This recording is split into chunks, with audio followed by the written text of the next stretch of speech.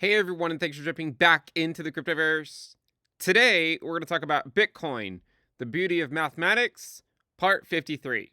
If you guys like the content, make sure you subscribe to the channel, give the video a thumbs up, and also check out the sale on Into the Cryptoverse Premium at intothecryptoverse.com, where you can, of course, get access to the charts that we are going to speak about in this video.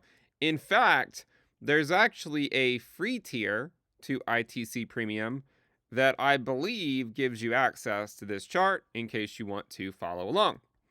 Anyways, as of December 1st, 2024, the total cryptocurrency market capitalization is coming in at around 3.492 trillion, and the fair value logarithmic regression trend line is at approximately 3.146 trillion. Now, this represents a slight overvaluation of approximately 11%.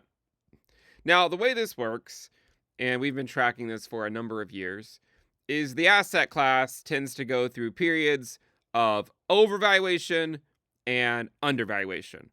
And rationally speaking, it would obviously be nice if the market just always tracked the fair value logarithmic regression trend line, which more or less helps us identify the rate of real world adoption of the cryptoverse. Okay.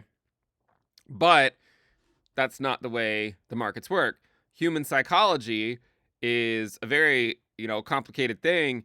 And so what ends up happening is we get these boom and bust cycles where you will spend years below the fair value, and sometimes you'll spend years above the fair value.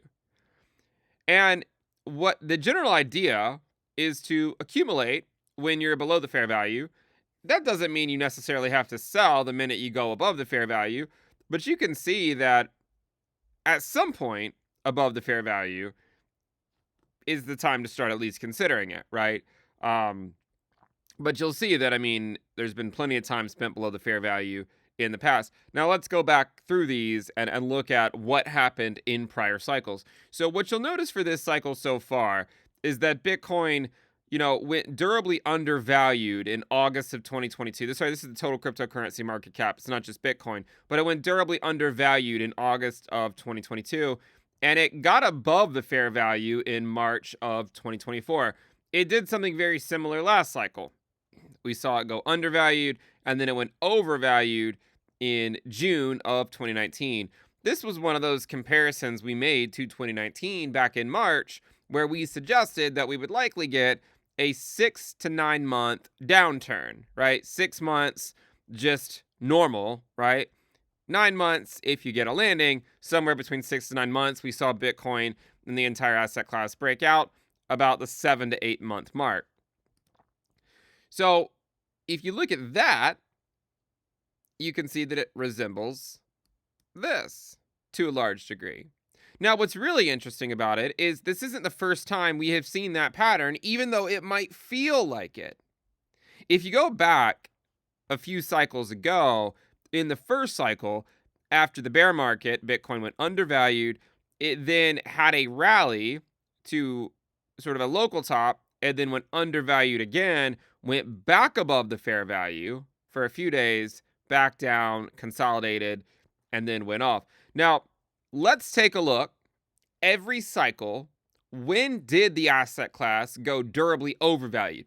And when I say durably overvalued, I mean at least 6 months, right? Not any of this nonsense where it just goes above it for a few weeks, right? Or even in this case over here, like in 2019, where it did go above it. But I'm talking about, 6 to 12 months of durable overvaluation, not just a little bunny hill above the fair value. Now, if you do that, you will see that last cycle we went durably overvalued. You can see it sort of went overvalued in August, but then it came back down. We didn't go durably overvalued until November of the halving year, right? November of the halving year. Well, right now it's November of the halving year, right? And you can see that Bitcoin has made, and the entire asset class has made a similar move. Now, that doesn't mean it is immune to corrections. We saw last cycle, we got above it again in the halving year, and then we got another sell-off. Now, that was the pandemic, so I'm not suggesting we should plan for that. But if you go back and look, a few cycles before, you'll see another example where we got above the fair value and then we had another drop and then the market consolidated and then went up. But last cycle, it got above the fair value durably in November of 2020. Now, we didn't know it at the time, right? But when you look back, you can see that it didn't go undervalued again until June of 2022. So you're talking about a year and a half later. Now, if you look at the cycle before that, the asset class didn't go overvalued until April of 2017. That would represent another 5 months from now, essentially. Now, arguably, it's not 5 months depending on how you measure it. Back then, if you measure it from the halving start, back then the halving was later in 2016, right, than it was this cycle, right? This cycle, the halving occurred in April. The 2016 cycle, I believe it occurred in July. So May, June, July, you could argue that's 3 months different. So perhaps if you equate it to this cycle, it would correspond to January. But regardless, April 2017, Q2 of the post-halving year. Cycle before that, it took until February of 2013. So Q1 of the post-halving year. And if you go before that, you can see that it went durably overvalued in April of 2011, which was in fact a pre-halving year. So this is where the market is right now, right? It's been undervalued according to this chart essentially since June of 2022. Now, what I like to do is take the percent difference, and actually what we can also do is we can overlay the summary risk onto the chart. And you will see, historically when is a good time to generally accumulate. And then once it starts hitting these red dots, it's usually a good time to run for the hills. But what I'd like to do is I'd like to take the percent difference between the total market cap and the fair value logarithmic regression trend line. So if you do that, you get a chart that looks like this. All right. Now, when you look at this chart, what you'll notice is that it tends to bottom out at around 40 to 50 to 60% undervaluation, right? Undervaluation. Now, you can see that at the current time, this cycle, the most undervalued it got was back in October of 2023. Now, obviously, Bitcoin and the entire asset class was higher in October 2023 than it was in October 2022. But you have to remember that the reference point is a monotonically increasing function, right? The red line continues to go up. So, while the fair value in 2022 was 1 trillion, the fair value in late 2024 is close to 3 trillion. So, if, for example, something catastrophic happened and the asset class dropped back down to the lower logarithmic regression trend line, that would put it at around 1 trillion, which would still be higher than it ever was, or than it was back in 2022, but it would be more undervalued because the fair value is just that much higher. So hopefully that makes sense. And I'm not saying that we have to see something like that. I'm just saying, it's worthwhile to always be prepared for all possible outcomes. And, and a lot of times what I've tend to notice is that it kind of seems like the markets sort of skip a cycle in how they behave. And what I mean is that, like, if you were to go look at ROI after the halving for Bitcoin, in cycles 1 and 3, Bitcoin basically only went up after the halving, right? It didn't dip back down below the halving price. But in cycles 2 and 4, you can see that Bitcoin did dip back below the price when the halving occurred. So that's what I mean. If you look at it like that, you can see that every cycle, while slightly different, tends to mimic maybe 2 cycles ago rather than just simply the last cycle. So just something to keep in mind. But with that said, it's always important to remember that at any moment, anything is possible. And so I would say in this scenario, you always hope for the best, you plan for the worst, and hopefully the asset class just continues to go more and more overvalued, right? Above the fair value. And now that terminology might not sit well with a lot of people to say overvalued. But you have to recognize that, whenever the asset class does go durably overvalued, it normally lasts for well over a year. The question is are we entering that right now? Or is there going to be something that comes along that makes us question that, and then we go durably overvalued in the post-halving year? It's not what I'm not really 100% sure, obviously, as to how it's going to play out, but it is an interesting thing to think about. Last cycle, when the asset class went overvalued again, sort of after rate cuts began, you can see that it's funny how the asset class has basically 10x'd in the last 4.5 years, right? Because back then, total market cap was 308 billion.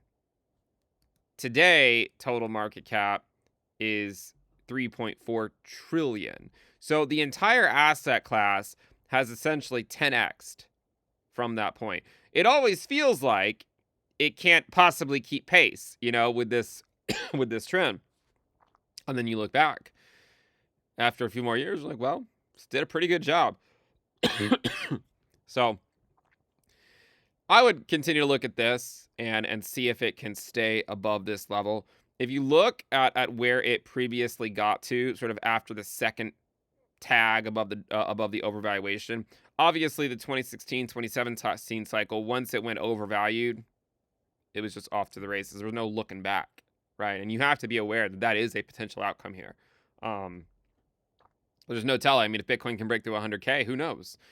But if you look at the other two cycles, right here, after it sort of went overvalued, back down, and then slightly overvalued, back down, and then here, overvalued, back down, slightly overvalued, back down, and then they went, and even here, right, when it went overvalued, it went back down a little bit. So I guess the thing to look for is how overvalued would it need to go in order to reach a level that at which point historically the market just keeps on going more and more overvalued. So you can see that in 2012 it hit about 5.5% overvalued, got another correction, and then continued on. Last cycle it got about 15% overvalued before getting another correction. Right now it's currently about 11% above the fair value. But in the 2016 cycle, you can see that once it got above it, right, once it hit, say, 20%, 30% overvalued, and just like every other cycle, once it hits 20 to 30%, it just continues to keep on going. So certainly an interesting way to view the market. And, I like to put up this chart because it's easy to get, sort of bogged down by what's happening on the day-to-day time frames and trying to figure out, like, is the pump right now, or is the pump that's going on, right, does it represent a super overvalued market or does it not? And what you see is that at least, throughout this last few years, the only time that it is really gone overvalued was in March 2024, and then now it's done doing it slightly again. So yes, I mean the market is a little bit heated, obviously, but it's also not nearly as heated as it was back in 2021 and 2017 and 2013 and 2011. And that's we talk about the social risk, right? The social risk is, helps us identify when is the market actually overheated. And I always like to pull that up because sometimes it feels like something specific is going on, right? It feels sometimes like retail is back in full force and there's just no denying it. And everyone's already invested that's going to be invested. But the funny thing is if you look at the social risk, we've had some great rallies in the cryptoverse, right? We've had some great rallies. But what's really interesting is despite all these rallies, and I'm not saying no one's here, right? Obviously, people are here. Obviously, we are seeing an influx of some new subscribers and viewers to the cryptoverse. I'm not suggesting that no one's here. What I am suggesting is that compared to 2021, people aren't here. That's what I'm saying, right? It's not that no one's here. It's just that compared to 2021, they're not here. Or compared to 2017, 2018, they're not here. That doesn't mean they won't come, right? I mean, it doesn't mean they won't come. And you can see that sometimes when the social risk started to go up, it got some drops, right? Maybe it's just putting in, maybe it's about to put in a higher low, right? Um, but that's that's one of the things I look at, right? Are people actually here, or do we just think they are? And look, with the social risk going back up to point 0.4, that's basically the same level that it went back up to in March. So, or April. So clearly some people have returned. That's fascinating is that social risk top in April of 2024 is almost identical to where it just hit in November of 2024. It's almost remarkable how similar it is, and especially considering that it takes into account 5 different social metrics, right? I mean, this is an average of 5 different social metrics. So, when you think about, the extension from the fair value and like, is this everyone, right? Has everyone possibly piled in? You look at it and you're like, well, not necessarily. Not if your reference point is 2021. So I guess here's the thing. This is how I think about the market right now.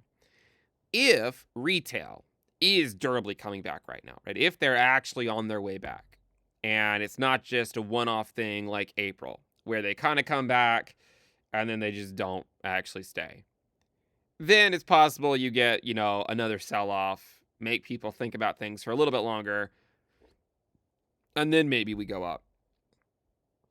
If retail's coming back, right? Let's say Bitcoin breaks through 100K and starts moving higher and the altcoins keep on pumping, then you want to look at that social risk and see if are people still coming back?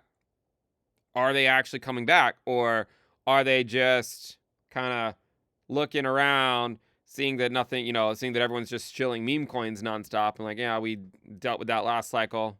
I'll see you guys whenever you guys mature, right? I don't know. I don't know what it's going to be. I do know that in April, when the halving was occurring, it felt like people were coming back, right? It certainly felt like it. Um, but and then they didn't, and so that's kind of what I'm curious about. And look, I think there's a much higher chance now that social risk can go up as compared to April. April just seems too soon because we hadn't even had rate cuts yet. No rate cuts, no QE. Now we've at least had some rate cuts, but we haven't had QE. So I'd say we have a much better chance of seeing social risk turn around now than we did back over here. So we'll see what happens. And again, remember, it's made up of several different metrics. And if you look at YouTube views, right, if you look at YouTube views to different crypto YouTube channels, there's no denying that there's been a surge, right? But the surge we've seen so far is not really different than what we saw back in, April of 2024. Hopefully it turns into something different. But you can see the longer that we go without Bitcoin breaking through 100K, right? The social view, the views are starting to fall off again, probably because people just want to see it happen and then it's not happening. So like, well, wake me up when it happens, sort of thing. So we'll see what happens there. But anyways, guys, that'll wrap it up for this video. If you guys like the content, make sure you subscribe to the channel, give the video a thumbs up. And we do have the sale on Into the Cryptoverse Premium at intothecryptoverse.com. Link is in the description below or the pinned comment. I do appreciate you guys tuning in, and I do appreciate you subscribing. I will see you next time. Bye.